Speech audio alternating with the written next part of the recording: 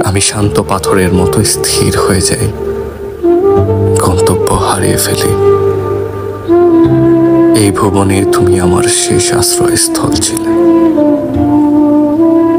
তোমার সাথে আমার এখন যোজন যোজন দূরত্ব। তোমার ঘৃণা ভরা চাহনি চোখের পলকে পুড়িয়ে দেয়। তোমার আমার বিচ্ছেদ আমাকে আঙুল তুলে দেখিয়ে দেয় প্রেমানলে চলতে চলতে আমি অনেক আগেই নিঃশেষ হয়ে গেছি। সোনালি রোদ্দুরের মতো সুন্দর পদ্মাবতী, আমি তোমাকে আঘাত করে নিচে মরে গেছি।